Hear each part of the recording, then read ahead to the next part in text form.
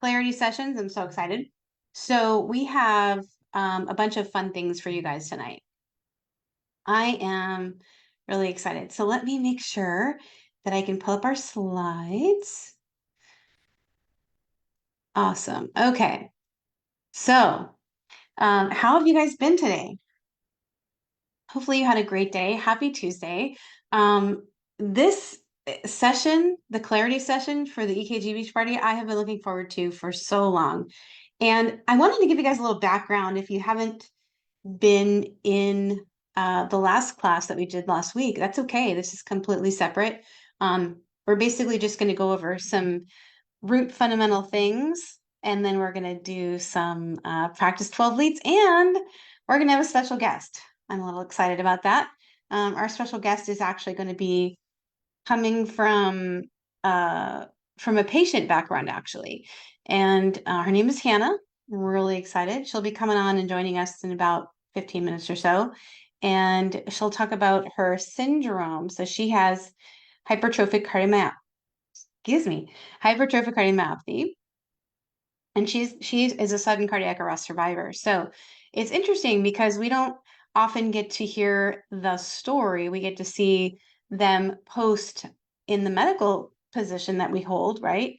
But we don't often get to hear what it was like or get to ask them questions or, did they have any symptoms ever? It really helps you put together the pieces. So she's a special guest tonight. And then other news, we are going to be giving away a scholarship tonight. So that I'm very excited about. So welcome in. Let me see who's here with us on Zoom.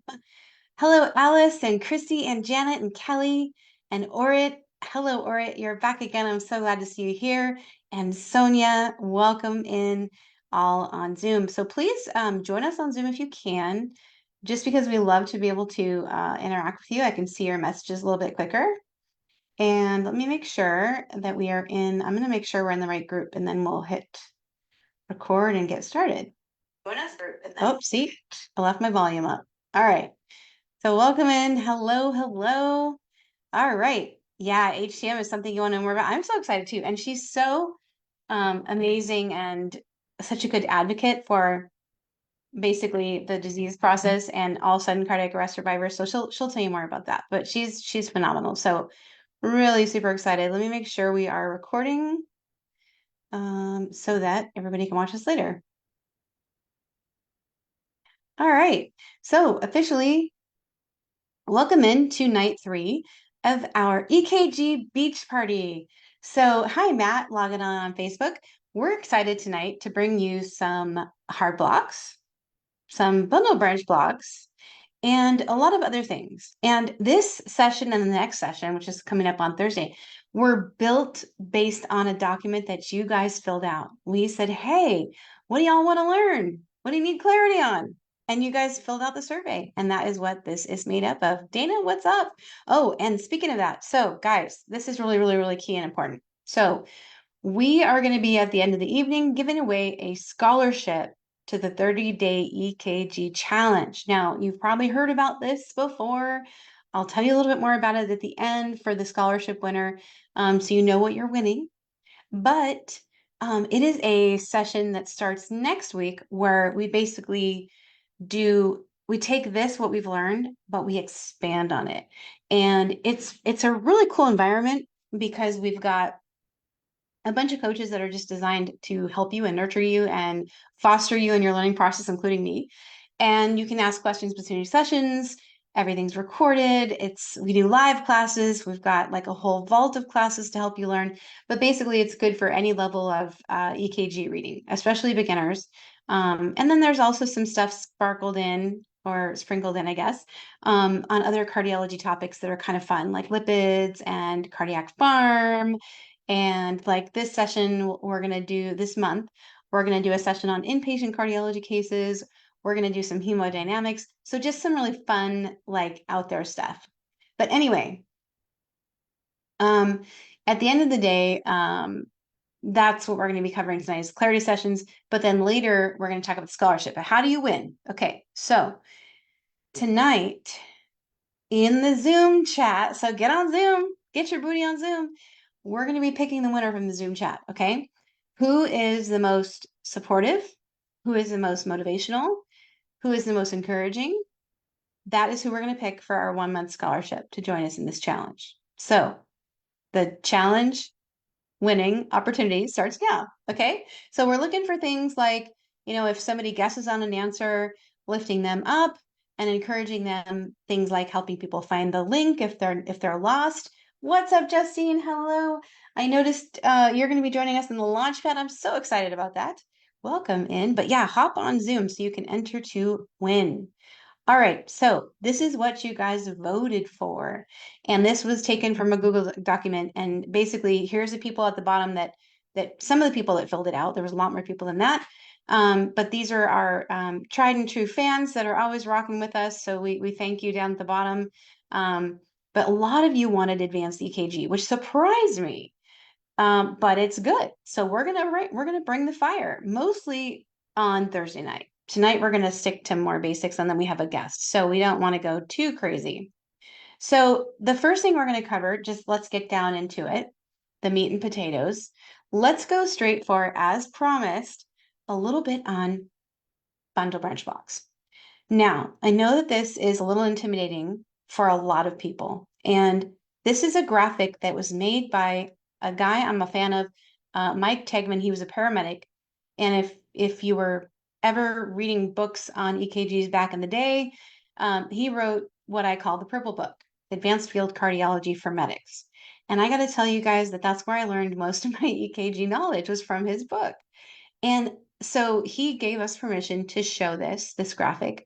Um, it's basically his turn signal theory that he came up with. I believe he came up with it. But anyway, here's how it works, and it helps you figure out if a bundle is left or right. Now, the first thing, I'm going to just put a little bit of notes on here for you guys, okay? So first things first is you must have a QRS over 120, okay, milliseconds. Step 2, you're going to go to V1. Step 3, you're going to draw a line. And if KJ was here, KJ would tell me to draw my lines. Step 4, you're going to create a triangle, and I'll show you how this works. Triangle. And then 5, you're going to see which way it points. See which way. Okay, so we're just going to leave that hanging out there. So what you would do is you would grab a pen, you would go on up, and you don't even do this if it's not 120. You must have the 120 QRS, okay? And what you're going to do is you're going to come on over, and you're going to draw your line. This is, of course, V1 and V1 only. And then you're going to take, and let me get my crayon, and you're going to color it, okay? So you're going to create a triangle. Let me get that out of the way. Okay. Yeah, you're going to create a triangle and see which way it points. It points up, so therefore, up is a right bundle branch block, okay? Same thing is true. You're going to draw your line in V1. If most of the triangle points down, it's a left bundle branch block. Left bundle branch down, okay? And if you picture yourself driving a car, that makes sense, right? So you put your turn signal up, you're going to go right. If you put your turn signal, you're going to go down. It's as easy as that. So it's super exciting. KJ is here. Yay, KJ. So make sure you hop on Zoom so you can hang out with us. Ruben is putting a link in for you, but this is essentially the easiest way to do bundles. Now, if you know of a better way, then stick with that. But if you're someone who's lost with bundles, then this is where to go. Now, you can already see KJ is in the chat and is reiterating the salient points. Matt is saying hello. This is what I'm looking for. Just FYI, okay? So then the next topic you said you wanted, you said, I want some heart blocks. So heart blocks you will get. Let's do this pretty quickly so that we can get to the other content. Hello. Hello, hello, hello. Oh my gosh, so nice to see. And Kelly's saying hi as well. Love it.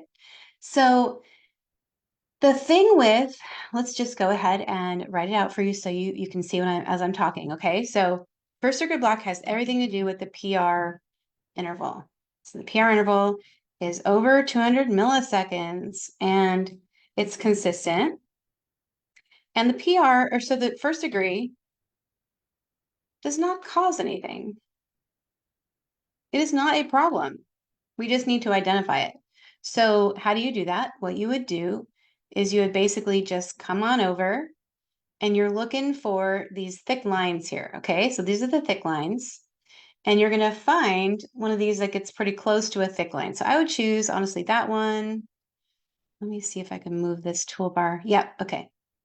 It doesn't wanna move.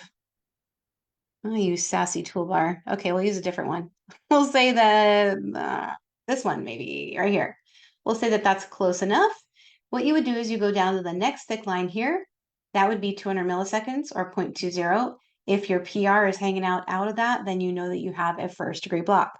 There's a P for every QRS. So that's first degree heart block. Okay, not a problem. No big deal. We're going to monitor it. It can sometimes be found in athletes. Now, there's second degree type 2 and basically their second degree, type 1 and type 2, also known as Winky-Bach or Mobitz. Okay, so let's just clarify that really quick. Kelly, I learned it from a medic too, my husband. Yeah, that's right. Dana, I learned it in medic school. Nice. Dana, cool. All right, good. I'm loving you guys giving the feedback. You guys know how to make my night. So this would be otherwise known, AKA type 1. Okay, and this would be AKA type 2, okay? So the difference between them is that this creates a scenario in the top one of kind of like prolonged PR, longer PR, and then just a dropped QRS, and then rinse and repeat, okay? So that's a first or a type 1 second degree block. The type 2 second degree, also known as Mobitz, and these are basically just to confuse you. And I didn't create the system, by the way. This literally, I literally like wanted to choke someone when I was learning this. I was like, really? You have to name it after the doctor? And like also types, like why can't it just be type 1, 2, 3, and 4? Like that would be easier. But anyway, I digress. So anyway, you've got your progressive PR interval, then a dropped QRS. But here, this is the PR interval that is the same until you drop a QRS. Okay, so the type 2 is the PR interval is consistent and then drops QRS. Okay, and when we're done with this, I'm going to tell you a story that will help wrap this all up when we do the next one. Now, this is type 3, okay? So type 3 is basically a bunch of P waves that don't line up to, oh, you guys are making this hard. Yes, exactly, Amber. Amber, yeah, you just found Remy in the beach page. I got to show that to people. Thank you for reminding me. Amber won a free class tonight because she went to the beach party page and she found Remy and what video he was in. So that was so cool. But yeah, longest drop, that is Winky-Bach. Perfect. But this is third degree. And so this is where you'll have multiple Ps, right? Multiple Ps and multiple QRSs, but they're not having a relationship. There's no relationship between the PR interval, and that's the way you tell the difference. None of the Ps get through. So if you're thinking about this like a story, then what you should know is that this is kind of like a marriage. So let me just tell you that story, and then hopefully our guest is about to log on. So in a first degree, and this is the way I teach it. I always say, okay, first degree, they're married. It's a couple. So let me just back up real quick. So this is the mom, P, dad, QRS. Okay, they're a couple. They're married, and they're like, yeah, maybe they're married for like let's just say 2 to 3 years, and they sit on the couch at night and they used to hold hands, but now they don't. No real problem happened in the marriage. They're fine, but let's keep an eye on them. Okay, let's keep an eye. Okay, that's basically what this is. So now type 2 is here. And right here, what's happening, just to give you the bird's eye view in the marriage is you've got the mom and the dad, they start to fight, arguing is happening, and it creates distance each time they argue. And then he moves out. And so you can see that that's happening. If you go over here, it's happening basically here, things are starting to get a little crunchy, a little bit more crunchy, a little bit more crunchy, more distance, and then she's here, but he's not. But then what happens is they go to couples counseling right here. They go to couples counseling and then they start over. Okay. But then, okay, the story gets juicier because let me get out of that. Okay. So the story gets juicier because they had the counseling and they're trying again. They're trying again. Okay. It's good. We want that. We want them to be together. And there's a big gala and they're raising, funds for like needy orphans. So they're all dressed up and they're dancing and they're having a good time. So you can see right here the P and the QRS, they're together. They're fine, right? But then he says, "Oh, excuse me, I have to go take care of something. I need to go get a drink." Let's just say he says that. And then he's missing right here, missing QRS. Well, what's happening here is guess what? There's a plot twist here, okay? And the plot twist is that over here, right in this part of the relationship, okay, there was a girl named Nina. I hope none of you are named Nina. I'm just making this up. Nina got together with dad and they had an affair. Well, not really because they were separated, okay? But she was crazy and she was like, "No, you are not breaking it off." And when she saw the advertisement for the gala, she was like, "I'm going to go." So Nina goes to the gala. hmm And you can imagine he sees her and he's like, "Oh no, she's going to go tell my wife." So he goes to her on the balcony and says, "You need to leave."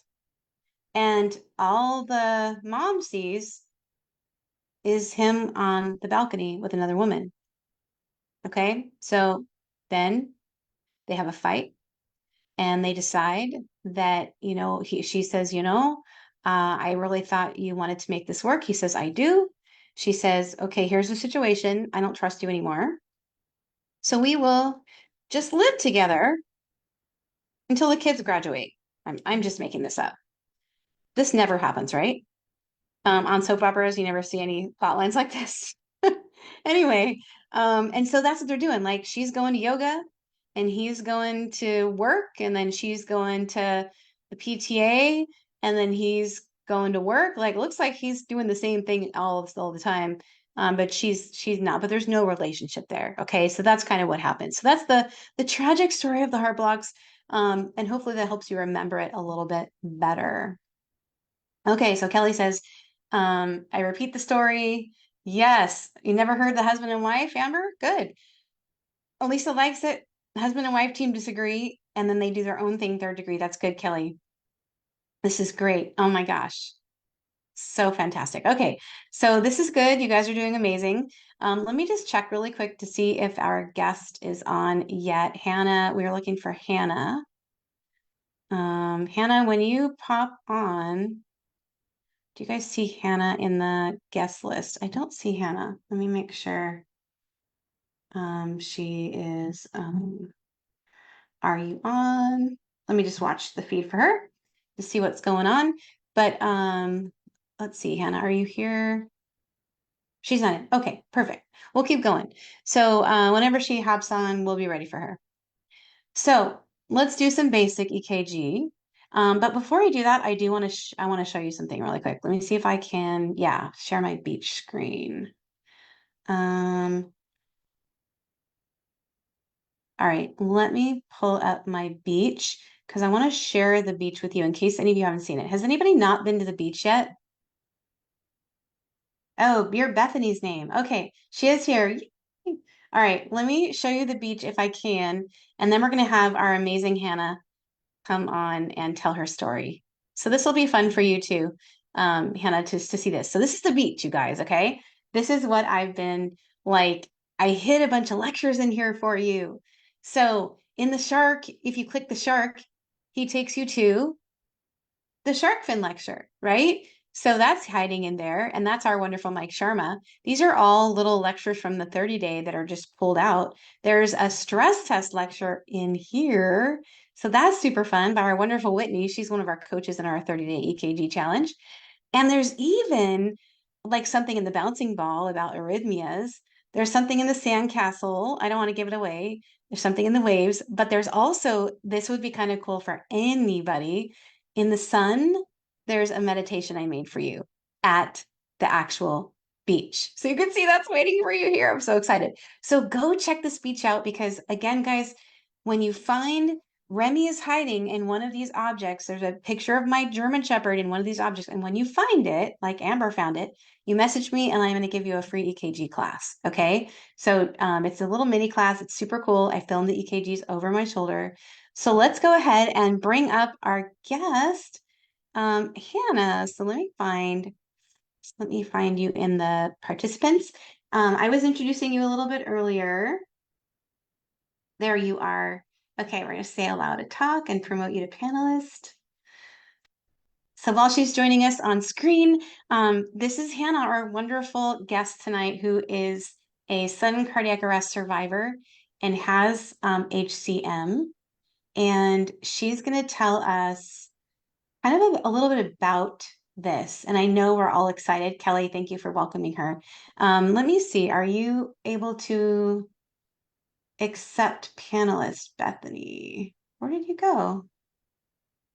Ruben, are you able to help me promote? Oh, there she is. Okay, let me promote you to panelist. Okay, perfect. That should work. Sorry for the technical difficulties, you guys, but I'm so excited. So she should be joining us. All right. Hey, beautiful. Who's gonna unmute? All right. Hello, no, I Hello. was like, let me change my name because you guys will soon find out. Like sisters, when you share everything. This is the Zoom account that I was logged into as our heart church, which is under Bethany's name. Identity crisis, but I'm here. Well, welcome into our 3D EKG challenge. Everybody's been really excited about meeting you tonight because we are all very passionate about, we call it finding the zebras and what you have as a zebra. And we find that we spend too much time focusing on the things that are common. And so providers miss the things that are not common. And I know you and I share that passion of spreading awareness about that. And so we're really excited to hear kind of about you, what you have gone through, your process. And then also, I know that you're out there educating. And so we want to hear about ways that we can continue learning from you. No, it's such a privilege being here, and I'm glad I wore black and white for the zebra effect. um, But yeah, so my name is Hannah. I don't know, I got like a little nervous before the time here, but I know my EKG would probably be like, it's just sinus rhythm, nothing too bad. But yeah, so I was diagnosed with hypertrophic cardiomyopathy, or HCM, when I was 14, when I was a freshman in high school. In my family, it's genetic. So my sister, older sister Bethany, um, also found out that she had it.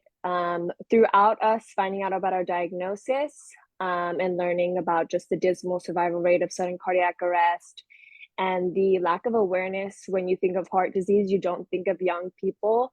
Like me and my sister, we made an Instagram account called at Heart Charged, and we became a nonprofit to spread awareness.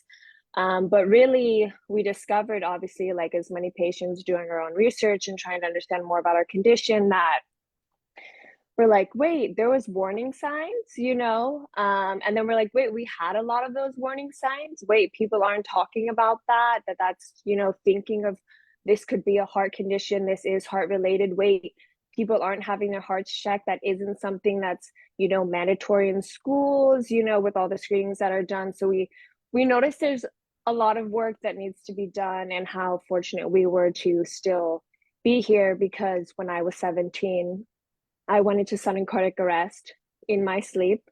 And thank goodness, 6 months prior to that event, I had gotten an implanted defibrillator. And if it wasn't for that ICD, I would have been dead.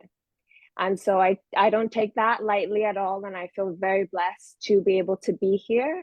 And I like to look at it as survivor's gratitude and what I can do to, in the hopes and order of more survivors from this, because it's sad, and also sad that it's also common in young kids. You know, I've heard of dozens of stories of kids around my age who died in their sleep.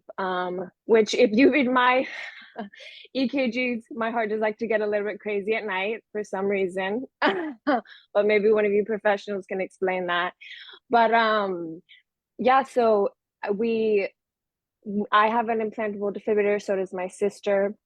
Have one, we term the word bionic babes. You know, we like to embrace it, and show that. And we wanted to show the raw realities of patients, and also just educate people and make them feel empowered as patients. Because, you know, the only reason I got checked was because we found out my mom's sister, my aunt, had it. So we're like, okay. Went to my pediatrician, said, hey, you know, I have had some fainting episodes. He's like, nah, that's normal for, you know, girls your age. Listen with his stethoscope, was like, nah, I don't think you have a condition. Well, luckily my mom was like, okay, but maybe we should just see, like, you know, a heart specialist. Let's just see a cardiologist just to make sure everything's covered, even though we don't have a referral. Months later, we finally get to the appointment, and I'm told right then and there, I'm surprised you haven't dropped dead. You have, you know, severe thickness.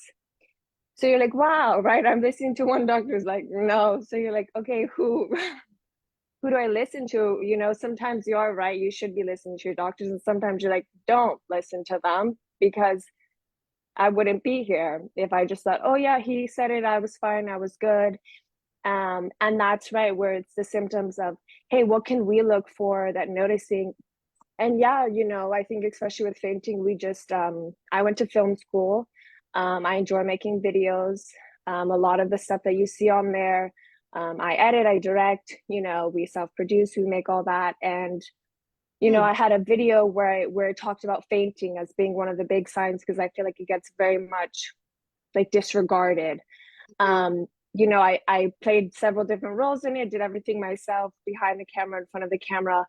And it had over 50,000 views, and a lot of comments about people being like, wait, like I didn't even think about fainting. We did another collaboration where we focused on that, and there was people from all ages of like, oh, my family just tells me it's normal, or pushing through and whatnot. And people want to be empowered. I think that's what we found the beauty of social media, is that people like to be knowledgeable, right? We're very curious, and that's why we kind of get drawn to, you know, maybe the black hole of YouTube or TikTok, where you're just scrolling and you're like, you know, is this mindless, or am I actually gaining something? And so we hope, you know, with our content, though it's a little bit eclectic, that people are gaining knowledge. And we've heard, you know, firsthand stories of people that like, no, I went to see another doctor, or um, we have a campaign that we do big on sudden cardiac arrest, which is about the equity for women, because women are less likely to receive bystander CPR and AD intervention. And our little sister was teaching her fellow college student, because she's an RA, and was like teaching them about it that month, because we were big on, you know, we call it the flash the boobs, because that's what needs to happen in order to Yeah. put an AED on. And she told us later that a girl, because it's college, this young girl had smoked a little bit too much weed, went to something, and they needed to call the ambulance. And they're in there, and they're going to put an EKG on her. And they're like, oh, no, you know what? Because we're going to show your breast. And she's like, no, flash my boobs, run that EKG in the ambulance right now. And, you know, no, not that it's AD, whatever, but that she felt empowered to be like, no, no, no, I want to know my results, and like, do not be ashamed. Like, I'm not ashamed, you know, get me those fast results. So sometimes you never know, right, where, you know, just spreading that bit of knowledge, or, you know, even telling a friend and they tell somebody else, and how that helps them become more empowered to be a patient. And we feel very, very blessed to just do a small part. And we very much like with you, like connecting with people who are professionals. We, you know, we're professional patients, but I think the best outcomes for everybody is when patients and medical professionals join hand in hand, and we give people the most accurate information, you know, from both sides of the coin, from, you know, hey, the medical aspect, and this is, you know, medically accurate, this is this, and then the patient aspect of, hey, this is what it's like to live with it, as a Yeah. real person, and managing, whether it's medication to managing talking to your healthcare provider and whatnot. So we very much enjoy the beautiful community that we've been able to find on Hard Charge, and being able to collaborate with other people. I remember doing a reel after I had to horribly wear a 30-day monitor heart halter, that was too long, and I had like hives broken out on my body. I was like, okay, I don't want to wear this anymore. But I got some great results. And for me, I love what you were doing, telling the different stories, right? With like, they're going to couples counseling and fun ways to remember that. Because as a patient, I like to be informed. I want to know. Like, I always like to tell my doctor, like, hey, can you print out my EKG? Like, I want to know what my heartbeat looks like. I want to know what that little dip means and whatnot. But obviously, like, for me, when I'm looking at it, I'm like, okay, is my heart also having a psychotic breakdown? Is it telling me I should go visit France because that looks like the Eiffel Tower? Like, are they sending me subliminal messaging? I'm not quite sure. But collaborating in the fun way of, hey, how can people remember? But then giving them, like, from the medical professional, which was nice to collaborate with them to be like, hey guys, this is just, a sinus rhythm, or this is ventricular tachycardia. I mean, luckily it is printed on the EKG strip. So when I read it, I can be like, okay, that's what that is. Because of course with HCM, I also have ventricular tachycardia and supraventricular tachycardia, all the tachycardias. I enjoy it. And sometimes it's hard to be like, what does that mean? And, I Google stuff, but it's nice to be able to have a community of people to ask besides your healthcare professional. Because sometimes, even as patients, like, you'd only have limited time, right, with your doctor. And also sometimes you're like, do they find me annoying because I keep asking these questions because I'm trying to understand. So it's great to be able to have social media to join those forces and talk. And we feel very privileged to be able to be connected with wonderful medical professionals who have actually helped us in our own medical journeys, or been able to connect them with other people to give them that better healthcare experience, and to feel better about themselves living with these different conditions. Yeah, when you guys go check out the account, and it looks like her sister is on giving you guys a link or the name of the video she's referencing. But I did notice it makes total sense you went to film school, because your videos are catchy. They grab you, but they're like very like you're just like, what is this? Like, I want to know what this is. And that's, I think, always a good sign of a good film. But I think what the providers here would really be interested in knowing is, how many times did you faint, and before you got your ICD, and how many times did you get written off if you saw a medical provider for the fainting? Yeah, so I have fainted now so many times that I consider myself a professional fainter. I know exactly what is coming. I could, like, all the leading bits of it. I feel like I could write a memoir on how many times I've done fainting. But all, they're all fun stories. But I first actually got it fainted on my brother's birthday, and he was very upset because I was pulling focus for his birthday party. Um, and I completely fainted, and my mom actually like caught me because I was like, hey, I'm not feeling well, and then knocked out. And we were actually at like some science museum, so like super random, right? But it could have been like, oh well, was it because you saw blood? And they're like, oh, it's because you haven't eaten, right? So like Mhm. paramedics saw me and they said, oh, I had eaten. I said, okay, that makes sense, sure. And then fainted again, and then would say it, but again my pediatrician was just like, no, that's normal. I knew other kids my age who had been fainting, so that I was like, oh, I guess it is normal, like it just happens. Been telling like, oh yeah, women, you stand up longer, you're more likely to faint because if you lock your knees. So it's just like, I had heard all this stuff, so I was kind of already dismissing it myself too, because no one had given me like, oh no, this could also be a side effect here. And so I was just like, okay, sure. And then I did have like, it all didn't, maybe if you ever get a diagnosis or you see, it's like all the pieces click where you're like, wait, I look back on my life once I got the HCM diagnosis that, oh, I did have fast heartbeats, but um, I played various sports, I danced, I very much liked being active. So I was like, oh, well, I just ran, right? That's a fast heartbeat. No one tells you that's too fast, right? They just tell you like, oh, it should be this fast. And we have personal stories like where my sister was in her PE class, right? And they would be like, okay, check your pulse and you're counting after you like run a lap. And then everyone's like, okay, well, it's resting. So it should be about, 180, 100. And then she's over here like got 200 something when she's like, you're embarrassed because you're like, well, that's not the number you should be saying. So you don't say it because Wow. you're like, well, maybe I don't know how to count, right? Well, I'm in public school. No, I'm just kidding. I don't know how to count. And I don't want to be embarrassed by my friends, right? Where they're like, 200, are you sure? So it's little things. And I think what's hard with the heart is that like an arrhythmia can happen so quickly. So by the time I'm like, oh, I had something happen to me, I go get it checked out and they check me now, I'm fine. And I think that's such the tricky part where people get dismissed because even my mom, who found out she had our condition when we found out, she had gone to the ER for heart problems and she was told, no, it's just stress. It's just stress. You're a woman, like, also you have 9 kids. So like, no, no, no, like, nah, got you. See, you're fine now. Like, you're just making that up or, whatever. So, even that generational dismissing it where it's like, right. So if my mom didn't have, why would I think, right? Because you're being told all this information, like, no, like, there's other excuses for it. Yeah. So I had fainted about like 3 times and then I get it. And then I fainted even more after the HCM. And it took me a hard time because I would still be like, oh no, dehydration Yeah. or because you got your blood taken.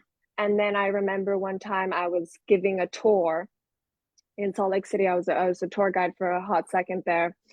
And I'm sitting down, we're going through this video room and we're with this couple. And then I get up and my vision starts to go and I feel it closing in and I'm like, that's weird. I'm like, okay. But I'm like, okay, we're about to end the tour. So then I start walking and then I black out. And then I come to a few seconds later and I'm staying here and everyone's behind me. And then I'm just like, thank you so much for coming. You're gonna go now. And so I was with another tour guide and she was like, oh, she was like, I was like, hey, I was like, I'm so sorry. I think I like fainted, like wow, like blacked out and like leaned against the wall. And she was like, oh, I thought you were just playing some, like I thought you just were Playing a like, role. cause yeah, cause I'm a little, I'm kind of taming it down for this. So like a little bit of so she was just like, oh, I thought you were being dramatic because you were tired. And I was like, no, like I like fully like I was like, I'm gonna send a transmission to my doctor. And then the next morning they're like, hi, can you come in? Because it's not looking good and we're a little scared. And then that kind of opened my mind of like, oh, I directly had something that was hard to fainting because I kept, when I'd faint, they'd be like, well, you could have not eaten. So then it opened my eyes to like, no, this could be. And I think because there may be a different reason for it, it's like, well, it doesn't matter. Maybe if I'm a little dehydrated, it also doesn't help that I have, this heart condition on top of it, right? Where it puts me in a different predicament. You can So have it was a two little bit, things. You can have yes. both things going on. And that's the thing. And you do get written off for being female. And so I guess my question too would be, were they picking up on these fainting episodes? Were they picking up on your device that you were having VTAC? Is that what was happening? So that also Oh, is my device would, this is the thing is like, I paid how much for this device? I mean, I know how much my parents paid. Thank you. That like, see, like the fact is like when they told me, oh, you're getting an ICD, it's a 24/7 monitor. I said, oh, that's great, right? I feel a little bit more safe. I feel like I could live a little bit of a life and not be on edge that I'm going to drop dead at any moment if I do anything that will, exert me. And then they weren't picking up on stuff. I would write and be like, hey, then it would show up and be like, oh, nothing popped up. Or I'd be like, okay, interesting. Then when I had a heart monitor on, like years, like 4 years after I got my ICD, I had a new doctor who said, oh, let's run a heart monitor on you, heart halter. And then I wore it. And then I was like taking notes and picking, and I was like, okay, this is good because this is getting better of my treatments. Obviously, when I went into sudden cardiac arrest, that obviously picked up, and my heart rate went from 50 to 256 beats per minute. And I remember just seeing the thing, and it was just like, and I was like, okay, yeah, that makes sense. Obviously, like, why did my heart do that? No, but obviously that would make sense why it looks like that. Why I would need to get shocked twice to bring it back. And then even again when I got shocked a year and a half later while I was performing on stage, it was I was performing and my heart rate had gone a little bit high because I was a little bit nervous. Going on stage, but I was like, oh, okay, my nerves are calm. I'll go it, but it passed the threshold and shocked me, and then shocked me, went back and put me back. So it was like, okay, getting it. So it was more with the heart monitor and the ICD, where I was able to get a better picture of, hey, this fainting episode, this actually correlated with this and whatnot. Now I feel my episodes, for me, I have thank goodness I don't have AFib yet, but I had a scare recently where they thought it was AFib, and then they read it better and it was not. It was VTAC, but it where I feel it, and I felt for a long time I had these points where I felt like, well, in patient terms, I felt like I was like gonna die. I was like everything clenched in, everything. It felt like my heart stopped. I couldn't like move, and I was just like, okay, this is where I go. This is where I go. Okay, bye. And then it would come again, and I'm like, what the heck? Wrote that down. Like, hey, they're like, we don't know. Then the heart halter showed me, and it was like, oh, that's an arrhythmia. I said, oh, that's what I've been experiencing for like years. I was like, now I know. Now I know a name to it, and I think that's also where it seems of like, oh, I would like to know what it feels like as a patient, right? Where it's like, is that just something psychological, a phantom thing that I'm having, or is it not? And I think when you don't get those results of like, well, nothing's showing up, you're kind of like, okay, I guess I just live with it, and we figure it out when we figure it out. So yeah. Well, this is great because Bethany's been in the comments also just kind of narrating as well. So you guys are a good team. But KJ asked, and this is something I know everybody's going to want to know, what did it feel like to get shocked by your device? Yeah, it felt like a sledgehammer hitting a home run hit in your chest. It felt like how people describe where they're like a horse kicks you in the chest. I remember somebody sent me a picture of a horse, which is like the biggest horse you could think possible, and was like, oh, this is how my dad explained it. I said, yeah, that's pretty accurate. Yeah, that's That's pretty accurate. And we have a video of me getting shocked. So if you guys are probably interested in seeing what it looks like to get shocked by an ICD, and it's not because I'm one of those crazy filmmakers who was like, I'm getting shocked. It was because I was on stage performing and had no idea that it was actually happening when it was happening. And people, of course, were recording on their phones the performance. And so they caught it from a few different angles, which was cool for obviously educational purposes, and to laugh and cry about later with my family and friends. I mean, you can laugh at it because it is pretty funny. It is wild to look at, but yeah, it's things that like where it's like I remember I went the next day and was like, hey, I think I just got shocked. Let me come in and see my electrophysiologist. And I was sitting there in the waiting room, and somebody who had been shocked a few times was like, you have a video? And even him was like clenching watching it because he was like, oh my gosh, to see what it looks like from the outside point of view. Because on yeah. the inside, it hurts like heck. It hurts, I'll keep it PG. It hurts really really bad, but at least it doesn't last that long. So that's what I'll say is it's not a long, painful experience. It's a short right there. And then you're like, okay. I mean, I drove home and did everything afterwards. So just get Are back they up and keep going. Did they explain to you that you have with the thickening that you have what's called an outflow tract obstruction, where basically they don't want you to vigorously exercise because then it can create syncope from that? And did they explain that they were like, and that's why they want you to stay No, hydrated? this is so great what you're explaining to me. Not in the way that you so easily explained it, in their own ways, perhaps, or sometimes I won't lie when I'm glad we now have digital my charts where I can go read what the doctor should have told me and maybe missed, sometimes like you're like, wait, what? I have that. I didn't know that was a name for it. the way you explained it, that was so wow, that made a lot of sense. No, I was just told, which I think being a young person, which I would say like, you don't gotta baby us. Like I would rather know and understand, and like I know I look young and I may Yeah, sometimes get overwhelmed and like cry in an appointment just because I have like the first ever cardiologist I saw told my life changed, right? Told yeah, me, hey, you're not here. You have to immediately stop playing sports. Like that's what they told me. Like, no, we're not risking anything. Like it's too thick. They didn't explain it as clearly as that. So I think sometimes they shy away from telling you stuff, which I find kind of annoying, which I was like, I would like to be the most prepared patient. I would like to know exactly. and Yes. fully understand it so I can be a better patient, you know? Yeah, we So talk about speaking English to our patients more because we tend to use fluffy words like let's just be people. Let's just talk about it. And it's better to know than guess. And let's prepare you. Let's give you the tools. We're a team. And I think that we're all on the same page with you. As far as so somebody asked, are you on daily medications for your HCM? Sometimes they'll put people on like metoprolol, which what might also help your VTAC, aborting your VTAC or SVT that you might have. Um, but they also might have programmed your device to set it to where it might try to overdrive pace you before it delivers a shock. And that's called ATP. You can ask your electrophysiologist, sound very educated, and be like, hey, do I have any ATP before I have my shocks? Because they can set it to give you more ATP before you get a shock. And sometimes that minimizes the shock delivery.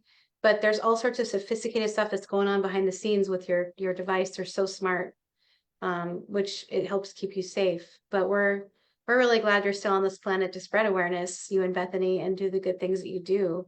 Um, I think that Bethany's been posting a lot and the pinning some posts for everybody in your Instagram. So I'm going to encourage everybody to go check out the Instagram of these two ladies that have been so gracious to come on tonight and share their experience.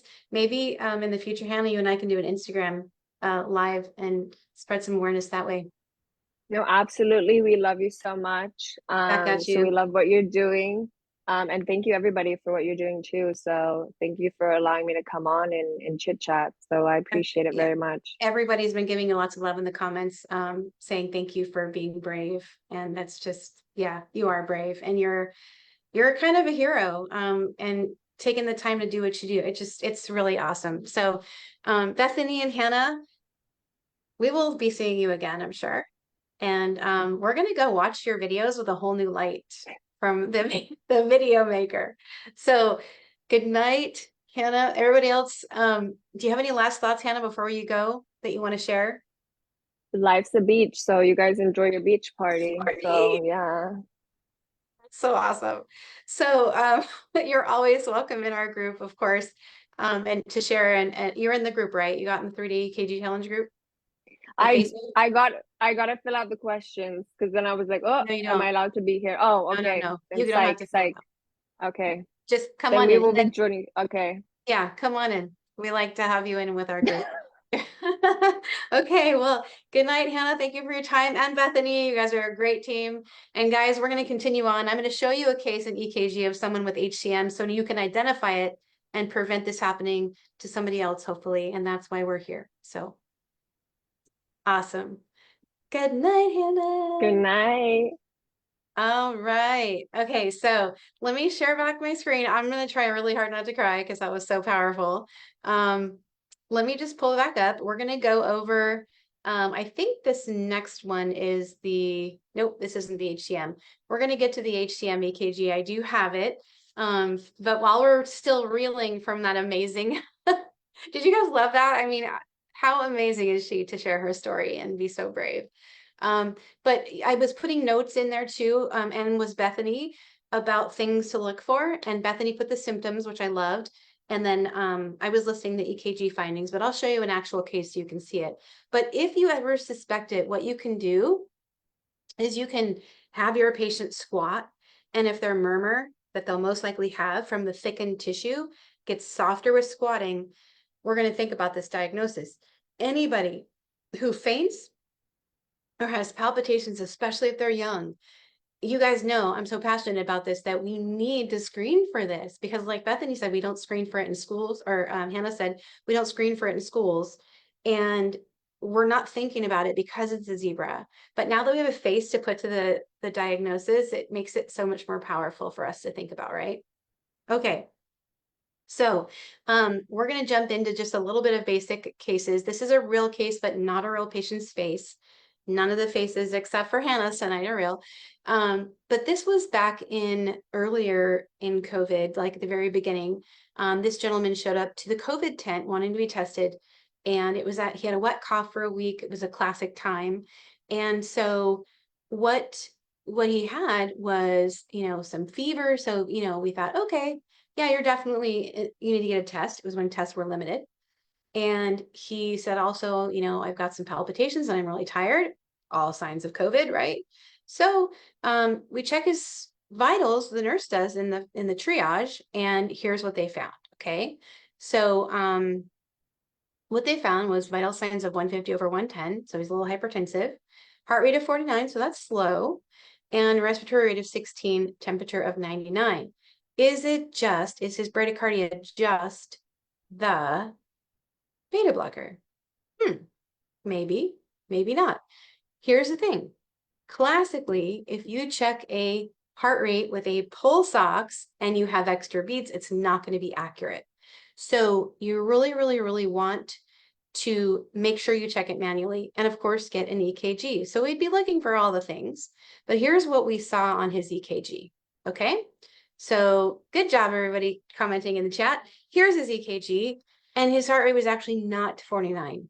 What was happening is the extra beats were faking out the pulse ox. It can happen with AFib as well. So that's why I always recommend check, a radial pulse yourself. And what was happening is he had a lot of extra beats. So this is his normal underlying beat here. And then he was having extra beats here. So normal, extra, extra, normal, extra, extra. And so these are basically runs, they're PVCs in a couplet formation. And it definitely wasn't just the beta blocker. And so interesting that you're saying is there a bundle. So it looks like it has bunny ears, and that's what we're always taught for bundle branch blocks, which is a good thing you're thinking about that. But this would be based on the extra beat, which is the PVC. So we don't base it on the PVC, we base it on the underlying beat.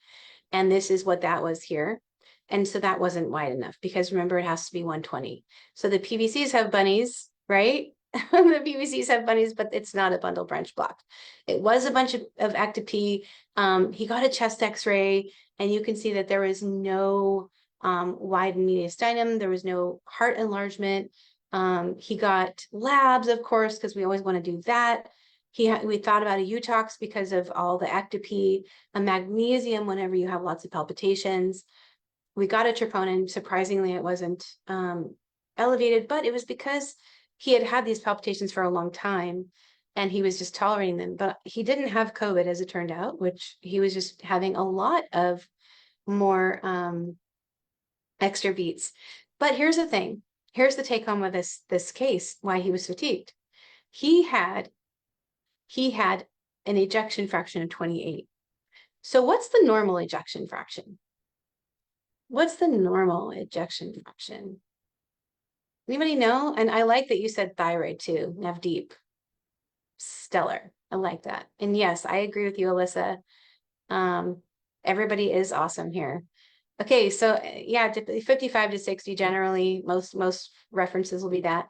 And it depends on where you work, but 28 is definitely too low, right? So that patient had heart failure, but it turns out they also thought that maybe he had some reversible defect, which means that he could need a stent, right? So what do we need to do if we have a reversible component that's medium sized and a low ejection fraction? Where does he need to go? He needs to go somewhere and get another test. Yes, exactly. Guys, wonderful job. You all said it. He needs to have an angiogram. So let's see what his angiogram showed. Let's see if he has a blocked artery that's causing this low EF. Good job, Michelle. Echo, here it is read as normal. Okay, well, wait a minute. What do I do with that? Well, this is just real life. I'm showing you a whole case from start to finish because it's kind of cool to see that the echo done in the same admission, his ejection fraction was 50%, which is kind of crazy. because the echo says 50, but the Lexi scan said 28. So which one do you believe? Well, you always believe the echo number over the Lexi, but with such a discrepancy and there being a defect, they did do the cath, and he had a clean coronary arteries. He didn't need any stents, and he eventually had a VT ablation and got rid of the PVCs. The PVCs can drop your ejection fraction. And that's why we get worried when you have a lot of them. Okay, so that's kind of the Alexa scan is not as accurate as Michelle is saying. So PVCs, we don't worry about them if they're here and there, but if there's a lot of them, we do worry. Okay, so he was discharged with all of these diagnoses, and he did have some sinus pauses, but those we didn't capture for you guys to look at. All right, now I do think that we have some cases, but I think since it's 9 o'clock, we're going to stop here and we're going to come back to this case on our night Thursday. Okay, we're going to come back to that. So, yeah, so here's the thing. This is where we're going to do intermediate and a little more advanced on Thursday, but it's not actually that bad. Like, let me just show you one case so you're not like completely nervous. This is a case one. We're going to do lots of cases. Okay, so this is case one. This is a 25-year-old male, palpitations, not a real face. Okay, and he comes in, and here's the theme of the night. And if Hannah's still watching, or Bethany, you guys will appreciate this. Young people don't have heart disease. Okay, so this was his EKG. He's 21. So what in the heck? And as Michelle commented in Facebook, thank you, Michelle, too many PVCs can have PVC-induced cardiomyopathy, and that's what he had.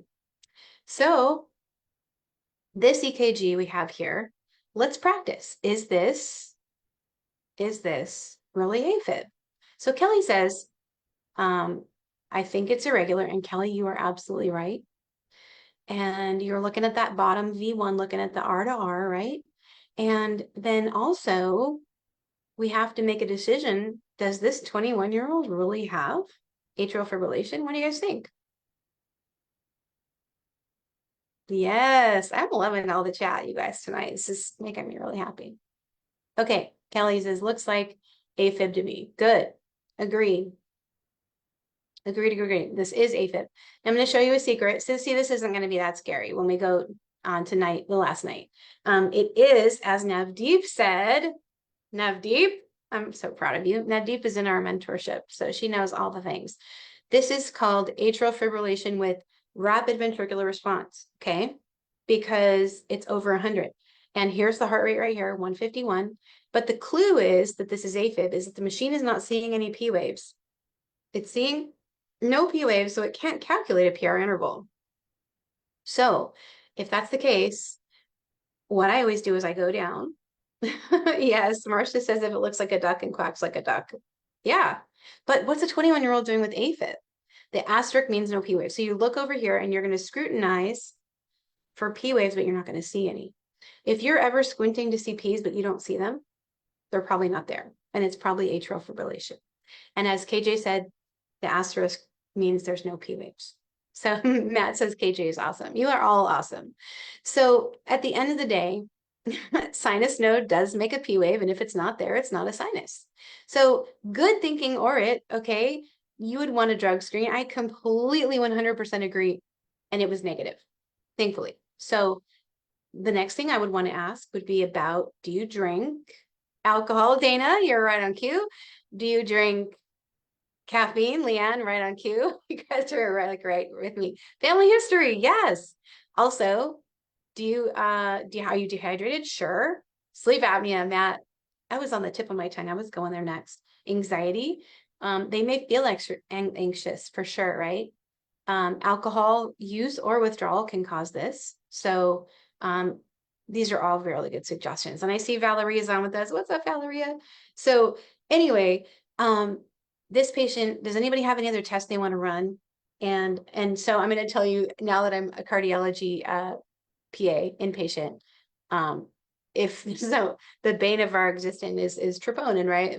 This patient may have an elevated troponin, and then in the ER, right? Because I work in the ER too, right?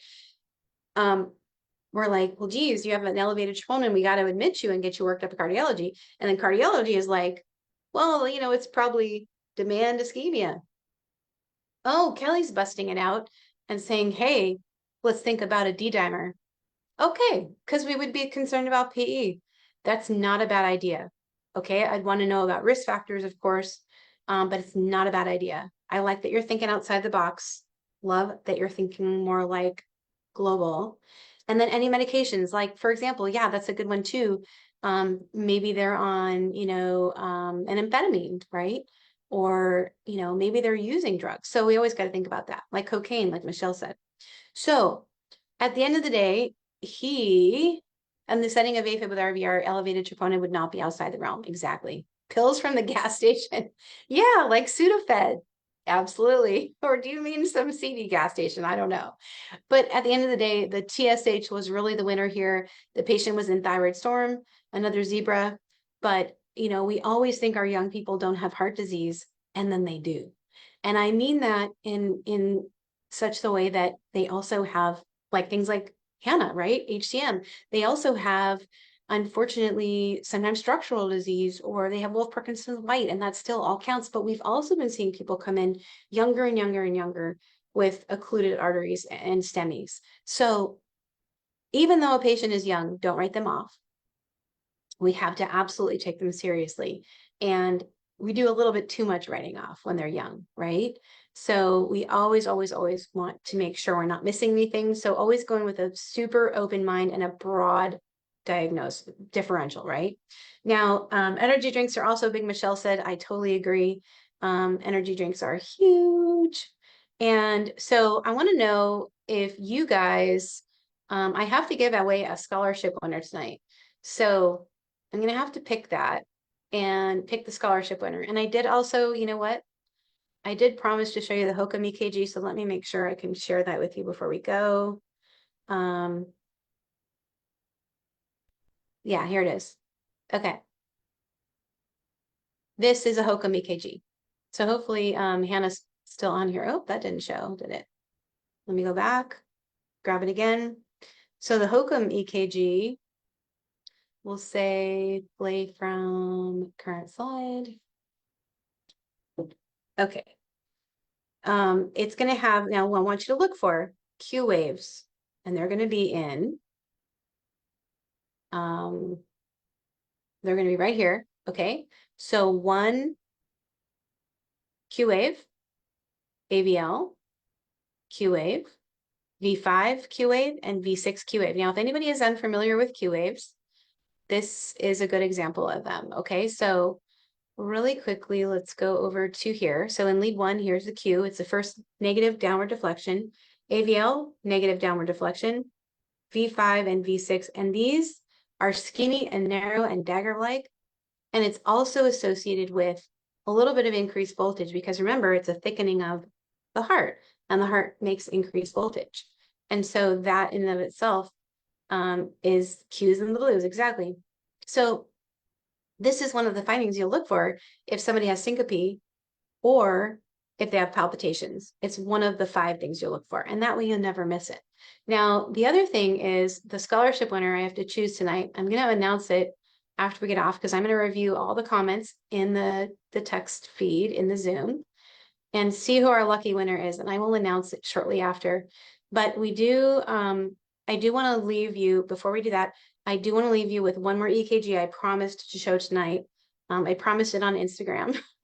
So let's talk about it. All right. This EKG, let's finish strong. I know it's late, but let's finish strong. This was a young 50-year-old male-ish, and he had a stroke, and he also had a little bit of chest discomfort when he was doing something, okay, some exertion, a little bit of chest discomfort. So if we understand that, I'm just going to do a really quick layout of the EKG, okay? And while you're looking at it. So you got your 12 leads here. Okay, these are your 12. This is your rhythm strip down here. Okay, so you can see it's actually a sinus. Here's your P wave. You can see the P's over here. P for every QRS, so it's a normal sinus, good. But is there anything else that stands out to you as maybe abnormal. P is very close to the QRS, it is. We'd measure it out, and if it was under 120, we would think about, well, Parkinson's white, but this patient didn't actually have that. P waves are inverted down here in lead 1, but they are not inverted here in lead 2, and that's what we really care about. When you think about P waves, think about what's happening in lead 2, okay? So Michelle is seeing Q waves, agreed. What's going on in AVR? Yeah, something funky. There is ST elevation in V2, I agree, Dana. But also, yeah, there's some ST elevation. So basically for STEMI criteria, you'd want to know that you need to have at least 2 small boxes in V2 and V3 of elevation. So he didn't yet meet STEMI criteria. This wasn't flagged as a STEMI. But here, so basically there is also some big T waves here. They're a little bit bigger than they should be. So right now we're like, also there's a little bit of, more voltage than there should be. Okay, there's a little more voltage. And the T wave in V1 is positive. Dana, I wasn't going to mention that, but you're right. You're so right. So, and Navdeep says LVH. Agreed. And there was LVH on the echo. But let me just tell you, let me ask you something and ask you what you do. Okay. So EKG number 2 is right here. So EKG number 2. So with this being said, if this is EKG number 2, do you notice any difference? There's some time between this, and he had increasing pain, which it was interesting. So there's some time between it, and now there is some changes. Those T waves in V2 and V3 look a little more pronounced, a little more peaked. The potassium, nobody said that yet. Potassium is actually normal, surprisingly. But usually he was pain-free when this EKG was taken, but usually with hyperkalemia, it'll be more widespread all over the EKG, right? So anyway, V5, I really want to point your eye to V5 because that's V5 and V6 for me are the money leads. Okay, so V5 and V6. What is this called here? Yeah, Kelly biphasic. And this, how would you describe this T wave? Good job, Mary and Matt. How would you describe this T wave? It is inverted because it shouldn't be inverted there. Good job, Amber. And it should be upright, but it isn't. It's also symmetric. So inverted and symmetric. Good, Kelly. I can see you were all over that. And yeah, agree with Michelle, more hyperacute T waves in V2 and V3. So if you remember back to when you first learned about EKGs, you would go, oh, well, all right, that's cool. So I know that these leads are fed by the LAD, the left anterior descending, right? These leads are fed by the circumflex. So I'm going to expect a problem there. But you would suspect an LAD lesion. Absolutely 100%. And I would suspect a circumflex lesion. Okay. And I will tell you that this is only the second time in 17 years working in cardiology that I've seen an EKG like this. They are smart, KJ. I've seen an EKG like this, which has dynamic changes. Okay, so let me just go back. Here, let me go back to here. Here, there's no biphasic, no inverted. Here, now biphasic and inverted, and those T waves are peaked. They're bigger. Here, they're sort of getting that way, but here they're worse. Okay, so everything you guys said was spot on, and also lots of flat T waves as well. Okay, yeah, there is lots of flat T waves. So this was the case I I basically threw up on the group today so you guys could marinate it all day. Actually, one of my colleagues actually he's like, I can't come tonight, but I really want to know the answer. It was so cute. But the answer is no, the answer here's what my mind is still like. He didn't have any obstructive disease. Now, every other EKG I've seen like this, especially V5 with a biphasic T and inverted, right? And these peaked, like very large T's, that patient would have severe occlusions, okay? And this patient didn't. So I saw the films myself. It was amazing to me. But any other planet, like any patient, like this is something to worry about. So the moral of the story, I know, shut the front door, no, I know, couldn't believe it. That's why I wanted to throw it in, because it's fun for me to like share cool things with you guys. But like I was like, what? How is this possible? But anyway, the chest pain turned out to be he was doing some physical therapy, and it was just musculoskeletal, and it went away when he stopped. So his story wasn't real good, and he didn't have a lot of risk factors. But that's why at the end of the day, what do? You take everything into consideration, right? Patient story, history, risk factors, EKG, labs, testing. Yeah, he could have, Michelle, had vasospasm. That's a really good thought. Could have, absolutely. So if you hang around this group, you're going to see lots of smart people. Michelle is definitely one of them. So whenever she answers something, it's right, just FYI. So get a good history, exactly. Now that's another good thought, Alyssa, that you're throwing out with the recent stroke. Did that maybe potentially invert that one T wave in V6? I would say probably not. It usually inverts more than that, but it's a good thought. And I'm loving the thought processes here. This is pretty amazing. So let me just tell you guys, we're going to give away that scholarship tonight. And in case you want to know what you guys are in for, let me tell you a little bit about the 30-day, and then I'll be announcing it tonight. So then you guys will know who wins. Once you win, I will be sending you a link to our Facebook group, and you will get 1 month access to all our classes, which are super cool this month. And you will get a link to our portal where our classes are stored for CE. So that's awesome. So here's the calendar of our live classes. Now, it's the 4th tonight. Tomorrow we actually start something called the EKG Launchpad. A lot of you I know are on this, are in that class. It's where the basic learners like to start. And we're doing that tomorrow, the first session, which is like basic. So if you end up not winning and you do join the 30-day EKG challenge tonight, you'll get live access to that tomorrow. If not, and you join later, you'll still have access to this class recorded. But anyway, all the classes on the Wednesdays are basic, okay? Including the class on the 11th, which is when we officially kick off. That's more of like, let's go back to foundations of EKG terminology. How do we speak the language? What are some words we should use? What does the paper look like? Just basic. And then because we have people that stay in this group for like a long time, there's people who stay in for life actually, because we keep changing the optional topics. We're having something on hemodynamics coming up on the 13th. And I'm actually going to be bringing some inpatient cardiology cases. So if you liked tonight, you would definitely like that session. And then if you are joining us, right, in the 30-day, I also send you a workbook. And we go through that workbook together hands-on. And I send you some crayons, and we do that together on the 18th. We've got some basic 12 lead. We've got an atrial fibrillation masterclass update. We've got practice session on the 26th. And then there's something called David Study Hall. And that is actually where I have our smartest guy, David. He's amazing. He takes all your EKGs that you send to him, and he breaks them down on that session every other week for you. So he will like write on them, draw on them, and go from basic, I call it tip to stern. He'll go through everything and show you why it was what it was. And he is literally, if there's ever a question on an EKG and you see an answer and it's him, it's the right one.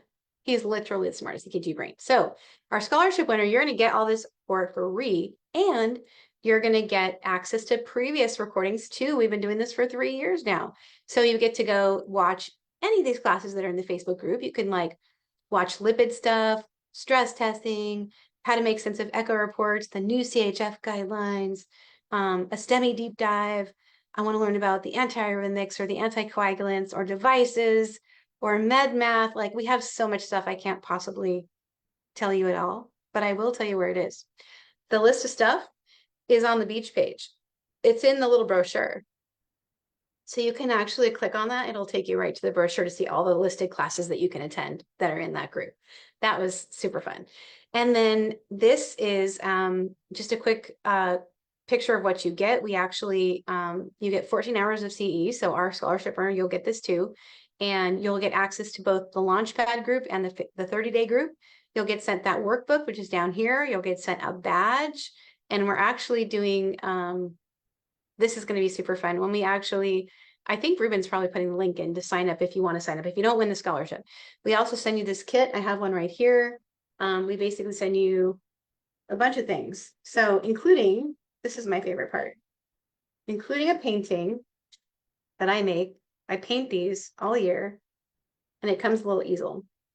You also, so that goes, it can stand on your desk. That one says travel. We send you either a badge or one of these little EKG tools. People who sign up this round are also going to get a badge, a STEMI Mimics badge from Matt Holden, who taught the shark fin. You get crayons, and you also get the workbook and a cheat sheet and a couple other things, an explanation on how to use your tool. And then the workbook we go over in our class. So that scholarship winner is what you are going to win. I'll announce it as soon as we get off, who our winner is. But if you don't win and you want to join us, there is, just so you know, a fast action bonus for the first 5 people that actually join, that don't win the scholarship, that join. You'll actually also get a binder that we'll be mailing out to you to store all your notes in, which is super cute. And the first 5 people who sign up are also going to get, and we've never done this before, they're going to get a free mini tutoring session with me. So it's going to be super, super priceless. And those will happen either at the end of the month or in July for the first 5 people. So if you want to know if you're one of those first 5 people, let me know. But I need to give away the scholarship, of course. But here's the pricing, okay, for joining us. It's a 6-month. If you're purchasing, if you're our scholarship winner, you're in for a month to get a taste of it. Then you, of course, can stay in with us if you want to. But people who join in the scholarship usually end up staying on with us because they're like, oh, I didn't know it was this good. Well, it's like basically having a bunch of people in your corner supporting you and rooting you on all the time. And it's a great, great place to be. And you also get now 14 hours of CE. That's increased since we last did the 30 days. So all the things you get are here. And then if you want to message me, here is my email. But I wanted to thank every one of you for being here tonight and all the other nights. We are going to do one more night on Thursday. And if you liked like the last part of tonight, it's going to be like that. I have some juicy cases for you, and we're going to do all the things. We're going to go through the EKG and see what happened. And that's going to help you like put it all together. So I'm really excited about that. So let me just make sure in the chat that I didn't miss anything. Judgment-free zone. Thank you, KJ. I know you are totally helping me out. Yes, buy a bigger binder. Absolutely. Yeah, so you would get the workbook in time because it would go, the sooner you order, it goes out. But if you don't for any reason, I just can send it to you. I have it electronically as well. Amber, that's a good question. But let me tell you who's going to, yes, mine is in my office, you're painting. Oh, nice. What I'm going to do is I'm going to call out the winner. And actually, in the background, somebody's been calculating this up for me, so I can actually tell you right now who our winner is. And the winner is tonight, although there was a lot of competitors, is Kelly Schultz Hodge. So Kelly Schultz Hodge, am I saying your name right? You're actually our winner. It was calculated by someone other than me. Yes, that you were being the most supportive and encouraging, but I will tell you, I did see Alice was in competition. Justine, you were up there. Amber, you were like super up there. Dana and Mary, like all of you guys, seriously, were amazing. And I hope that you continue to do this on Thursday to encourage each other, because this is the kind of community we want to foster. So, and you're all winners, exactly. So Kelly, message me on Facebook Messenger so I can get you all the things. And if you didn't win, you now have the link to join us. If you're the first 5, of course, you also get a mini tutoring session with me that we will schedule at a mutual time. That's good for us. And we can work on your personal EKG issues that you have in private with nobody else around. And you'll get a spot in the 30-day, which is like awesome. It's a good place to be. So anyway, we'll see you tomorrow. No, we'll see you Thursday, and we'll do more cases, and we'll have a couple more prizes on Thursday as well. So stay tuned for that. And we'll put the recording in a replay page for you, and I'll post it in the morning. But yeah, you are going to learn so much, Kelly. And thank you guys all for being here. You're amazing. Have a good night. Bye, you guys.